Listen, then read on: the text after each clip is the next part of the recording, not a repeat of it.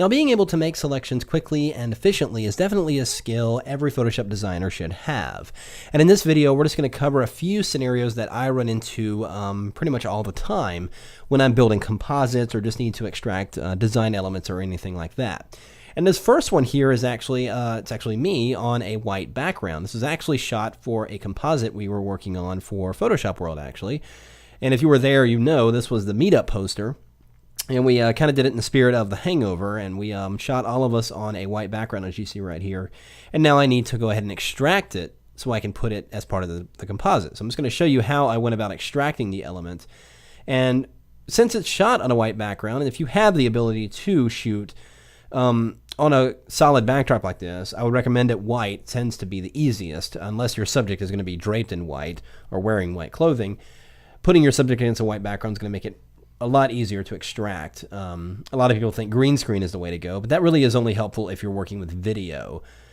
Static images you can extract. There are techniques to do that. You can even use this technique, but what I notice about green screen especially is that it tends to spill over the green onto the subject, so white really is going to be the best option in this case. So what I do is I'll just go over here into the toolbar and grab my magic wand selection tool, and up in the options bar, going to check the tolerance setting here. And normally it's around 30 as the default, but I'm going to go ahead and leave it at 25 here. And just go ahead and click once in that background. It selects the entire background, and everything inside of the subject, myself here, seems to be unselected. Now this area down here in the lower right corner is left unselected because it was a little bit outside the range here. So I'm just going to hold down the Shift key and click in that area, and it adds it to the selection. So let's zoom in here. And I see this area between the hand. Now, since this is outside of the selected area, I'm going to hold down the Shift key, and it brings up that little plus sign, as you can see right there. And I'll just click once in that area and add it to the active selection.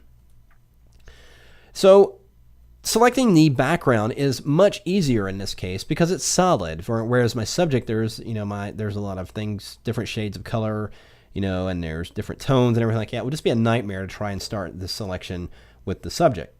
But select the easiest part first, and then just inverse it. So in this case, I've got all of the background selected. Go under the select menu and choose inverse. Now it's flipped it around, and now I am selected. The subject is selected in the image. So now I'm just going to go ahead and click on Refine Edge, and I've pretty much made it a habit at this point. No matter how good my selection I think it might be, I always go over here and click on Refine Edge, and I can actually see really how good it is and modify it from there. So I'm going to actually change the view mode to on black, so it actually allows me to see any kind of haloing or artifacts that are going to be around the edge of the subject here, and you can see there's quite a bit.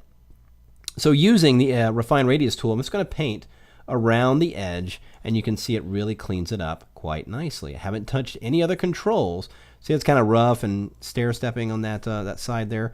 So we'll just drag that along there, and that cleans up all of that area quite nicely. There we go. So a little bit of areas with the hair on my arm right there.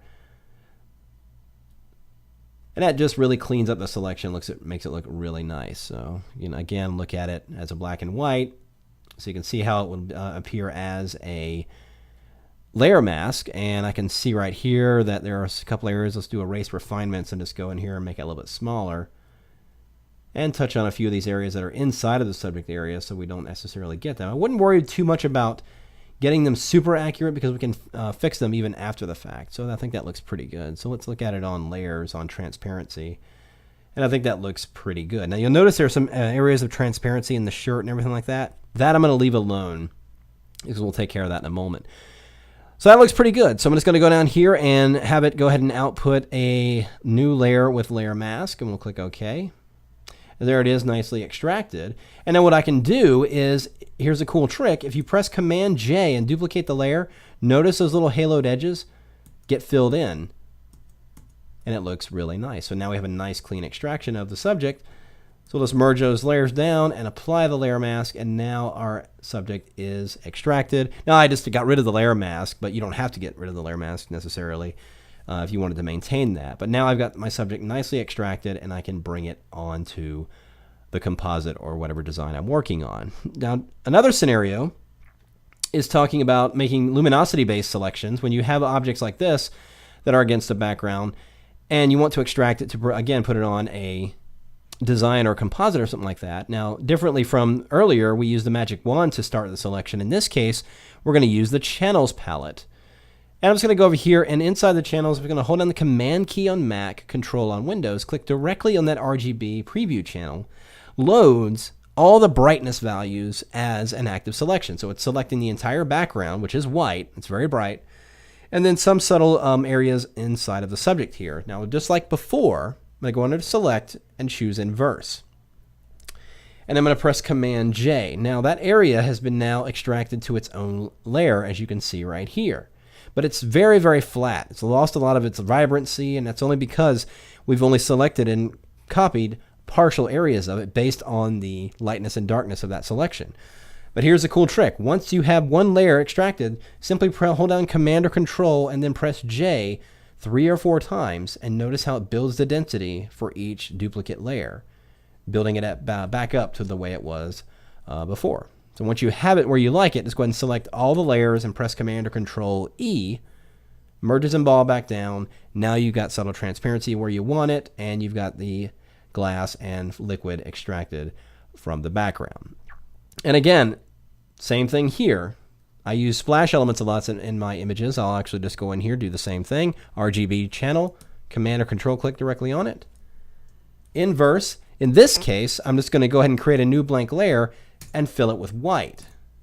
So now I have that water extracted as a white background element. So if I have a photo here, for instance, and I'll just take it and drag that water element over here.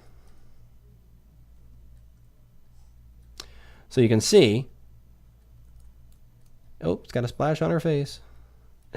But yeah, you can see that water element has been extracted, and now it's got, I can use it as a background element or do whatever. But just by using luminosity-based selections, as well as using any of the selection tools, but that refine edge is definitely key. In fact, I'll bring that image back up here in a moment. Here is a selection, and often designers always wonder, what about subjects with hair? So here in this case, I'll do the exact same thing, except I'm going to go ahead and use the quick selection tool and just select the subject. And notice I'm just getting the general area of the hair is all you really need. And then let's, again, do the refine edge. And let's go ahead and let's go leave it on that clear background. And I'm just going to increase the size of my brush. Again, adjusting no features, but merely just painting in the areas where I know I saw the hair in there, and watch how accurately it snaps back and refines that selection around the hair. So this is really unprecedented. There's nothing like this before inside Photoshop without the use of a plugin or other third-party applications. You're able to get really, really accurate selections now just within Photoshop, and being able to modify them right here inside the program is a huge advantage. And again, don't be too super accurate. Notice there's some areas of transparency. Remember, like I said, if I bring this out as a new layer, and I go ahead and press Command J and duplicate the layer, notice how that area gets filled in.